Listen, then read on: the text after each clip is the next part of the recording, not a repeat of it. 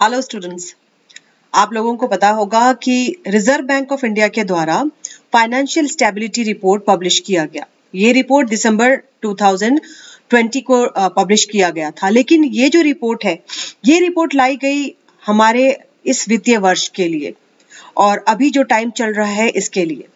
और इस रिपोर्ट को मैं आपको डिटेल में बताऊंगी, इस रिपोर्ट में और क्या क्या चीजें कही गई और ये रिपोर्ट किसका असेसमेंट है।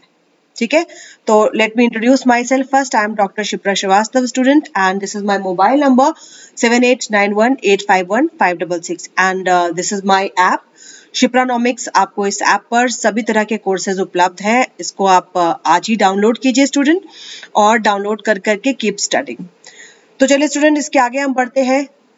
ग्लोबल इकोनॉमिक रिकवरी की बात जहां तक की जा रही थी कि कोविड-19 चल रहा था, है ना। कोविड-19 के कारण हमारी अर्थव्यवस्था में स्लो डाउन शुरू हो गया था, लॉकडाउन शुरू हो गया था। अर्थव्यवस्था बहुत ही बुरे समय से गुजरी। धीरे धीरे कर करके जब लॉकडाउन खुलने लगा तो अर्थव्यवस्था ने फिर से रिकवरी करनी शुरू की थी। लेकिन ये जो थर्ड वेरिएंट आया ओमिक्रॉन के आने के बाद, हमारी अर्थव्यवस्था में जो वृद्धि की दर थी उसमें थोड़ी सी रुकावट आ गई। ये जो नया वेरिएंट ओमिक्रॉन है, इसने सप्लाई को डिसरप्ट किया। पूर्ति पक्ष को, आपको पता है कि मार्केट में डिमांड और सप्लाई दोनों बहुत ही ज्यादा इंपॉर्टेंट है ना।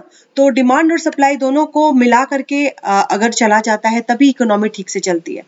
तो नया वेरिएंट आते ही पूर्ति जो है, सप्लाई जो है वो डिसरप्ट होने लगा, और सप्लाई डिसरप्ट होने के कारण क्या होता है, कॉस्ट पुश इन्फ्लेशन। तो आरबीआई के द्वारा ये जो रिपोर्ट पब्लिश की गई है, फाइनेंशियल स्टेबिलिटी रिपोर्ट जिसको नाम दिया गया है, ये असेसमेंट है खासकर, है ना। ये समीक्षा है हमारे अर्थव्यवस्था की, और ये असेसमेंट है फाइनेंशियल स्टेबिलिटी डेवलपमेंट काउंसिल की, वित्तीय स्थायित्व एवं विकास परिषद। आपको इसके बारे में मैं कई बार बता चुकी हूँ कि एफएसडीसी जो है वो मनी मार्केट और कैपिटल मार्केट, इन सभी के जितने भी पार्टिसिपेंट्स हैं, इसमें एक प्लेटफॉर्म पर बैठते हैं और विचार विमर्श करते हैं, असेसमेंट करते हैं। तो ये वही रिपोर्ट है, फाइनेंशियल स्टेबिलिटी रिपोर्ट जो पब्लिश हुई, आरबीआई के द्वारा पब्लिश की गई है। उसमें यह कहा गया है कि अर्थव्यवस्था धीरे धीरे रफ्तार पकड़ रही थी जब हमारी इकोनॉमी में कोविड के कारण लॉकडाउन को हटाया जाने लगा। लॉकडाउन को धीरे धीरे करके सरकार के द्वारा खोला जाने लगा, तो उससे हमारी अर्थव्यवस्था ने एक रिकवरी आई थी। ठीक है, लेकिन थर्ड वेव के आने के बाद वो रिकवरी फिर से पीछे की ओर जा रहे हैं हम। और ऐसा क्यों हो रहा है? ऐसा इसलिए हो रहा है कि सप्लाई डिसरप्ट हो रहा है ना। पूर्ति पक्ष को काफी ज्यादा नुकसान हो रहा है। मार्केट में सप्लाई ठीक से नहीं हो पा रही, और मार्केट में सप्लाई ठीक से नहीं होती है तो किस तरह का इन्फ्लेशन आता है, कॉस्ट पुश इन्फ्लेशन, है ना।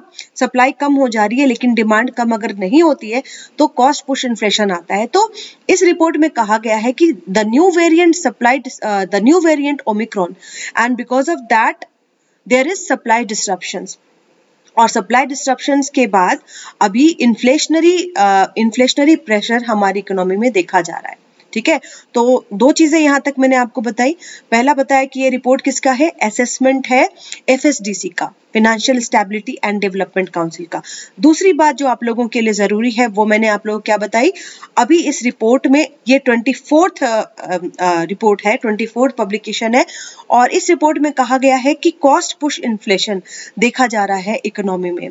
इसके साथ ही स्टूडेंट, जो थर्ड असेसमेंट है डोमेस्टिक फ्रंट पे, कहा जा रहा है कि ये रिकवरी फिर से हो सकती है अगर ये पेंडेमिक पर कंट्रोल किया जाए, है ना। और इस स्लोडाउन के बावजूद भी सरकार जिस गति से वैक्सीनेशन का ड्राइव हमारी इकोनॉमी में चल रहा है, इस पे हो सकता है तो जल्दी ही काबू पा लिया जाएगा।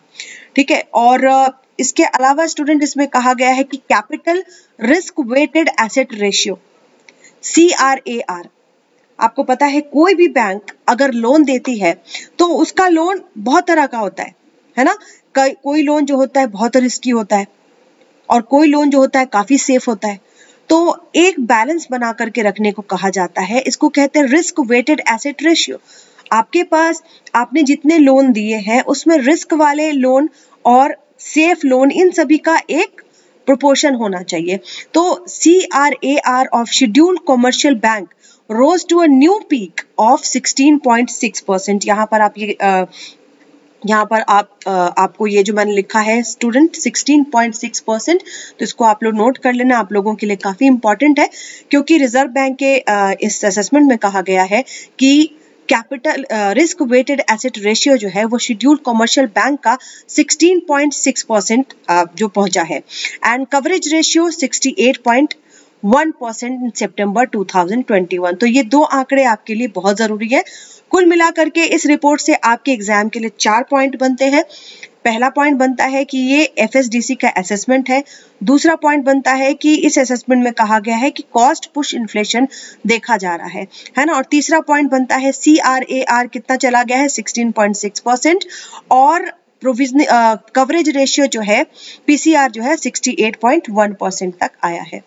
Metro stress test for credit risk indicate that non-performing asset ratio of scheduled commercial bank may increase from 6.9% to 8.1%, है ना। अभी तो ये रिपोर्ट आने तक तो भाई ये बढ़ भी गया है। आजकल करंट अफेयर ऑफ इकोनॉमी जो मैं आप लोगों को पढ़ाती हूँ, जिसमें मैं लाइव आती हूँ मेरे अपने ऐप पर, उसमें मैंने आप लोगों को बताया भी है कि कहा गया है कि भाई शेड्यूल्ड कमर्शियल बैंक्स का NPA जो है वो बढ़ रहा है, और उसके साथ ही साथ MSME के बारे में भी चिंता जताई जा रही है कि लघु सूक्ष्म एवं मझोले उद्योगों के साथ भी ये प्रॉब्लम आ सकती है क्रेडिट की। तो इसमें इस रिपोर्ट में कहा गया है कि credit risk indicate that non performing asset क्या होता है ये भी मैंने आप लोगों को एक वीडियो के माध्यम से बताया है। वैसी पूंजी जो वापस लौट करके नहीं आती, जिसके वापस आने की संभावना थोड़ी कम हो जाती है ना। तो NPA जो है वो 6.9% था सितंबर 2021 में, इसके बढ़ने के चांसेस हैं 8.1%। तो ये भी पॉइंट आप लोगों के लिए काफी ज्यादा जरूरी है, ठीक है। और स्टूडेंट्स में ये भी कहा गया है कि scheduled commercial bank however have sufficient capital both at the aggregate and individual level।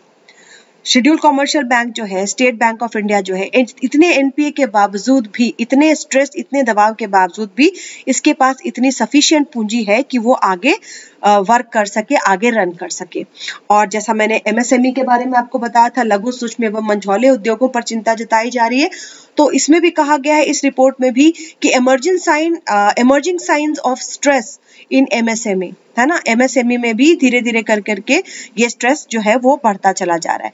तो स्टूडेंट ये आपको रिपोर्ट दी गई है RBI के द्वारा, और इसमें जो मेन पॉइंट है वो मैंने मेन पॉइंट के माध्यम से आप लोगों के लिए रखा है, और आपके आने वाले एग्जाम्स के लिए बहुत ही इंपॉर्टेंट होगा। खासकर UGC नेट का एग्जाम जो मई में आने वाला है, UGC नेट, साथ ही साथ RPSC ग्रेड 1 और भी जितने भी स्टूडेंट आप लोग जिसके लिए प्रिपेयर कर रहे हो, ये रिपोर्ट आप सभी के लिए काफी इंपॉर्टेंट है, ठीक है। तो आज के लिए इतना ही।